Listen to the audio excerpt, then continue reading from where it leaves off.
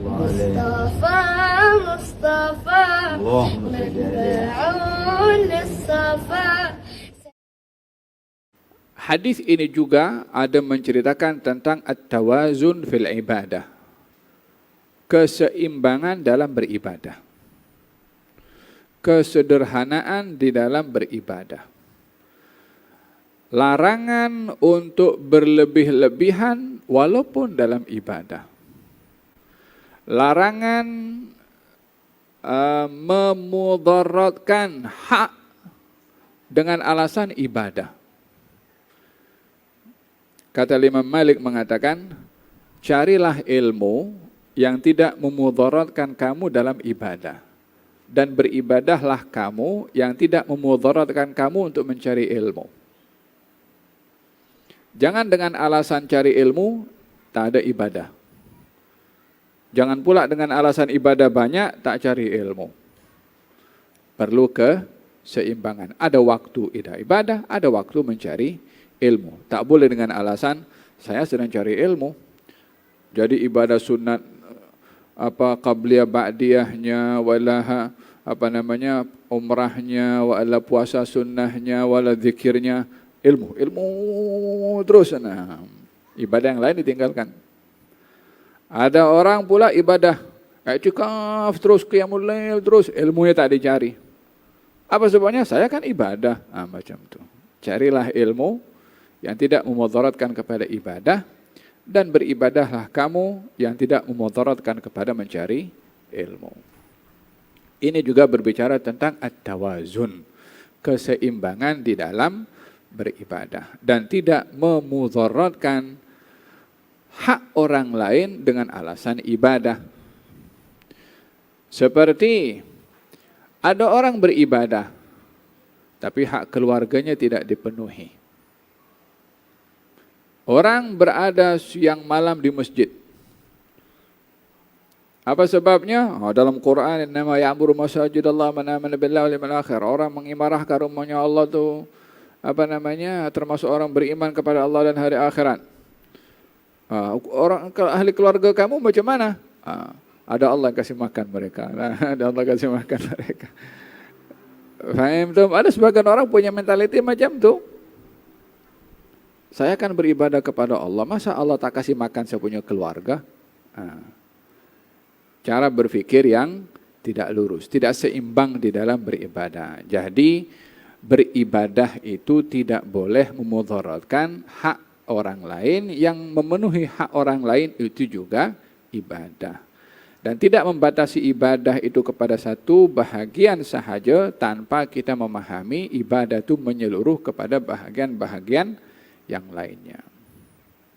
Faham dong?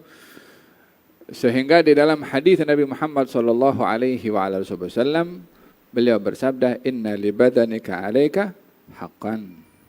Badan kamu ada hak pada kamu. Keluarga kamu ada hak pada kamu. Tetamu kamu ada hak pada kamu. Anak kamu ada hak pada kamu. Tunaikanlah masing-masing akan haknya. Ketika datang seorang lelaki atau 3 orang datang ke rumah baginda Rasulullah bertanya kepada istri Nabi, Nabi ini kalau beribadah macam mana? Beritahulah macam mana ibadahnya Nabi.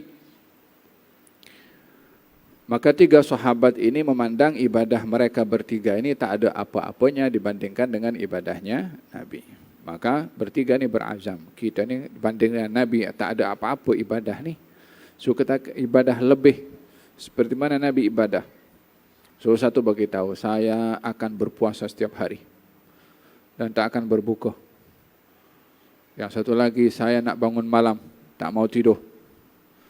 Yang satu lagi, saya tak mau kahwin, nak habiskan semua waktu saya untuk ibadah.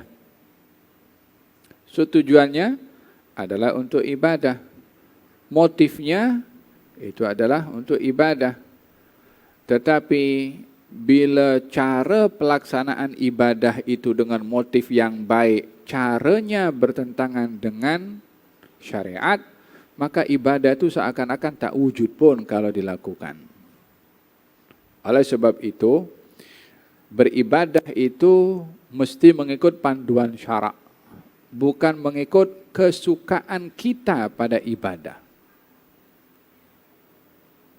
Nabi ketika mendengarkan kata-kata 3 orang itu, Nabi tegur mereka bertiga. Saya ini lebih baik daripada kamu bertiga.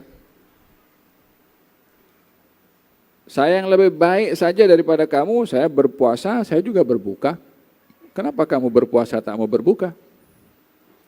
Saya bangun malam, saya tidur malam. Kenapa kamu tidak bangun malam, tak mau tidur malam? Saya juga berkawin juga, tapi saya ibadah juga. Kenapa kamu tak mau berkawin alasannya untuk ibadah? So ditegur oleh Nabi SAW.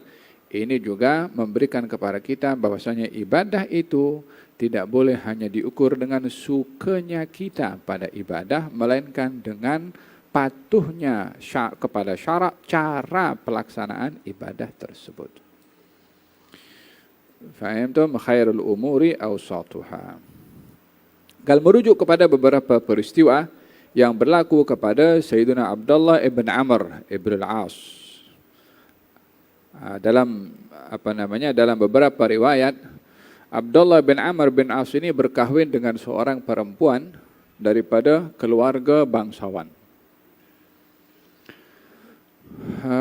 Setelah berlalu beberapa lama dalam perkahwinan itu, istrinya ditanya, bagaimana kehidupan rumah tangga kamu dengan Amr, dengan Abdullah?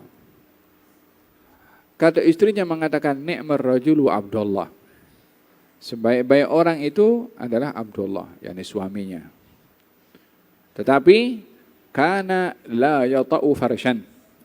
Abdullah ini tidak pernah pijak alas tidurnya. Wala yaftahu kanafatan.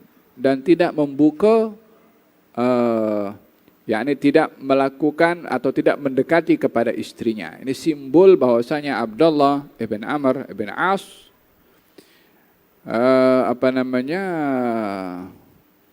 tidak memberikan hak istrinya. Siang hari berpuasa, malam hari qiyamul lail. Jadi bila waktu untuk memenuhi hak kepada istrinya. Tapi yang menarik di sini adalah istrinya itu masih menjaga kehormatan suaminya. Dia kata ni'mar rajulu Abdullah. Gal sebaik-baik orang adalah Abdullah. Walaupun akan beritahu kekurangannya, tapi tidak dihentam terus dibuka aib. Zaman kita sekarang langsung viral. Padahal suaminya sendiri. Macam kalau yang diviralkan keburukan suaminya saja yang teruk. Paling teruk istrinya itu yang memviralkan. Perangainya lebih dahsyat istrinya. Suaminya kalau curang pun juga, iya dosa besar memang. Tapi dosanya itu dibandingkan dengan dosa yang memviralkan itu, berapa orang yang terkorban dengan pendedahan aib. Ini siapa nak tanggung dosa orang terkorban semua dengan aib, pendedahan aib. Ya, paham tu? Tapi kadang-kadang kalau udah geram itu kan gal ni'mar rajul Abdullah. Sebaik-baik orang adalah Abdullah. Baru diberitahu dia puasa tengah hari, malam hari dia qiyamul lail. Maka kabar sampai kepada Rasulullah. Nabi ingin menjaga keutuhan rumah tangga. Nabi ingin menjaga keharmonian rumah tangga. Diambil perhatian oleh baginda Rasulullah, didatangi Abdullah. Ya Abdullah, apa berita aku dengar tentang kamu nih?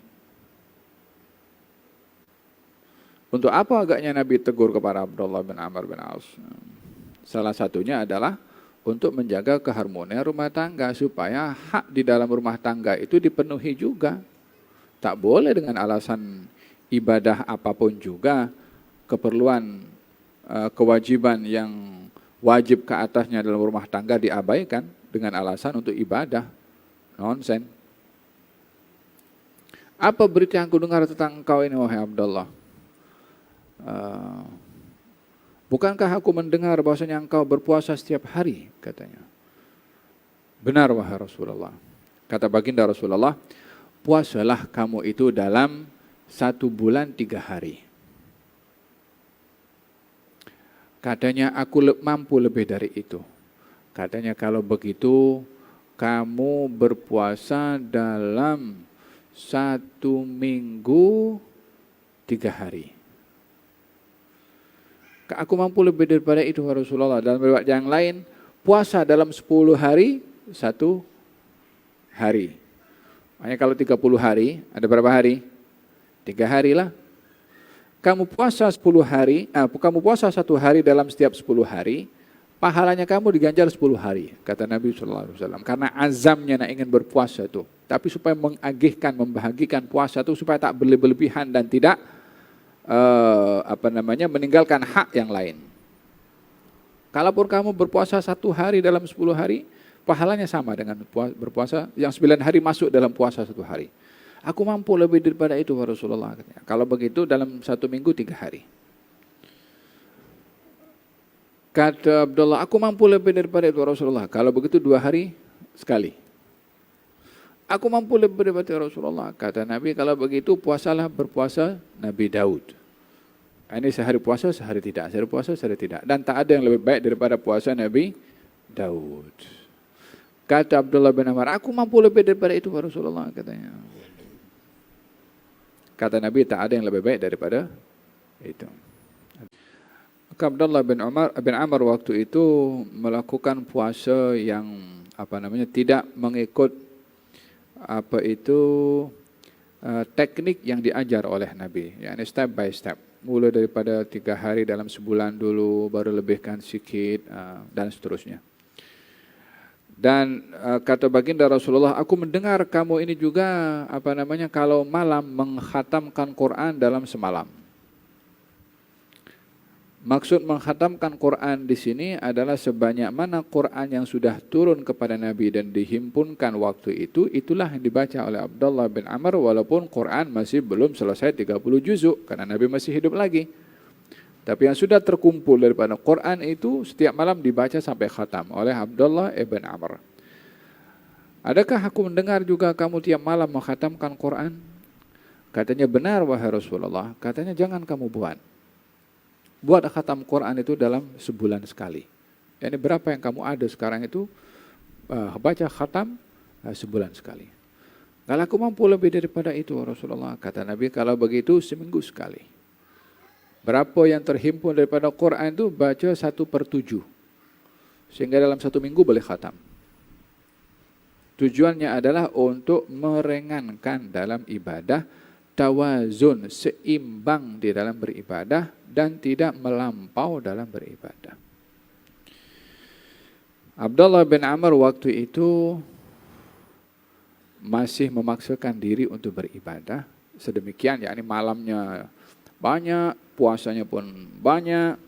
Akhirnya sampai kepada peringkat usia di mana beliau tua lebih awal.